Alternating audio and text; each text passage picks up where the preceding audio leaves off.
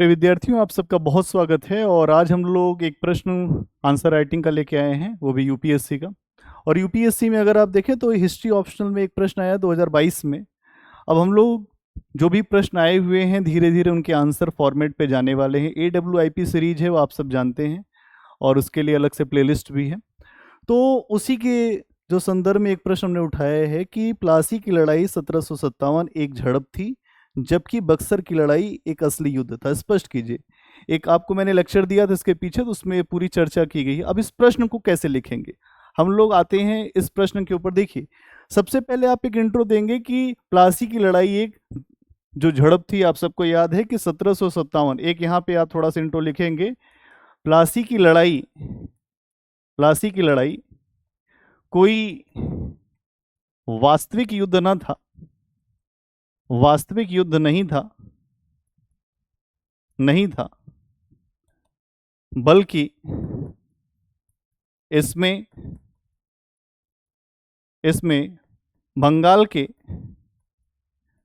अमीर लोगों ने अमीर लोगों ने अमीर लोगों ने अपने नवाब को बेच दिया था, बेच दिया था, है ना। और और इस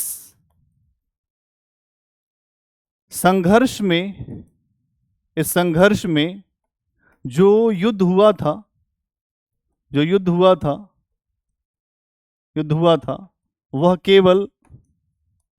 केवल एक दिखावा मात्र था, एक दिखावा मात्र था। अब आपने यहां पर इसको बताया, ठीक है। और आगे चल के फिर क्या बताएंगे, अब आप बताएंगे वहीं वहीं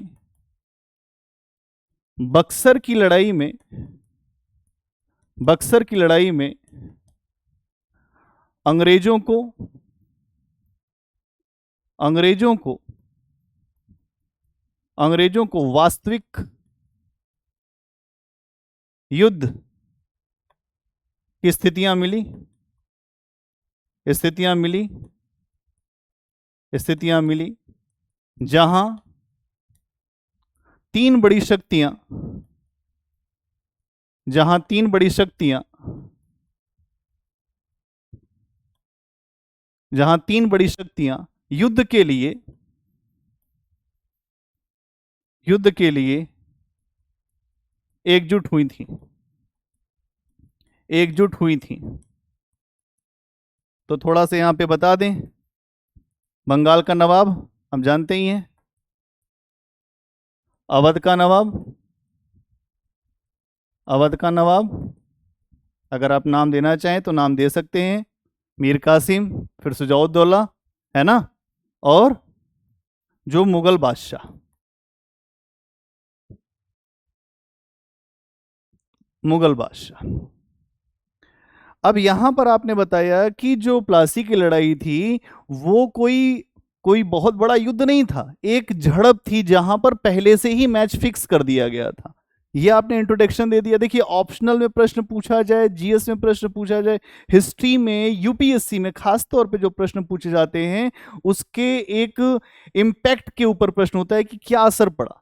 तो प्लासी की लड़ाई क्या है, एक झड़प थी, आपने इंट्रो दे दिया। फिर आपने बताया कि बक्सर की लड़ाई की स्थितियां अलग थी, जहां भारत की तीन बड़ी शक्तियां एकजुट हुई। उसके बाद लगभग इन तीनों बड़ी शक्तियों के पास, आप जो फैक्चुअल इंफॉर्मेशन अगर आपको जो देना हो तो आप ये भी दे सकते हैं कि यहां पर लगभग 50,000 से ज्यादा इनके पास, तीनों शक्तियों के पास अपनी सेना थी। लेकिन उसके बाद भी ये युद्ध हारे। अंग्रेजों का यहां पर जो सैन्य बल था वो लगभग 7,000 के आसपास था।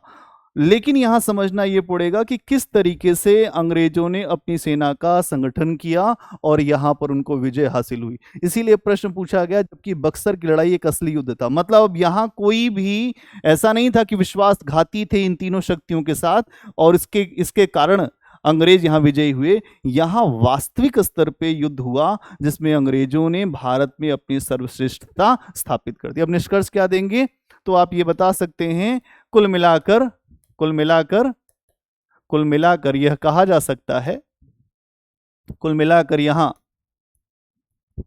कहा जा सकता है कि प्लासी की विजय ने अंग्रेजों को जहां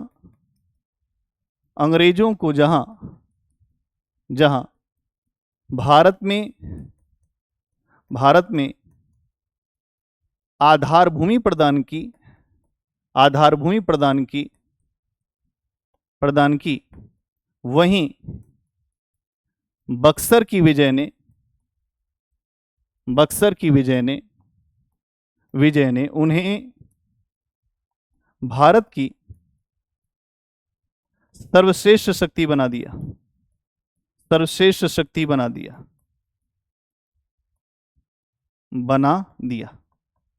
क्लियर? ये है आंसर फॉर्मेट। इस तरीके से हमें आंसर लिखना है। कोई भी प्रश्न पूछा जाए उसको लिखने का तरीका यही है कि आप पहले प्रश्न को समझें। प्रश्न के यहाँ पे दो हिस्से हैं। पहला हिस्सा है प्लासी की लड़ाई एक झड़प थी, फिर दूसरा हिस्सा है बक्सर की लड़ाई असली युद्ध था। स्पष्ट कर दिया आपने और आपने एक निष्कर्ष भी दे दिया। ठीक है, बहुत धन्यवाद। मिलते हैं अगले लेक्चर में। तब तक के लिए खूब प्रैक्टिस करते रहिए और अगर आपको समझ में आ रहा है कि हाँ आंसर कैसे लिखा जाता है और लेक्चर आपको चाहिए, आप जरूर मैसेज करके बताइए कि हाँ सर अच्छा लग रहा है और इसमें हमको और आंसर के लिखने की फॉर्मेशन आप दे दीजिए। बहुत धन्यवाद।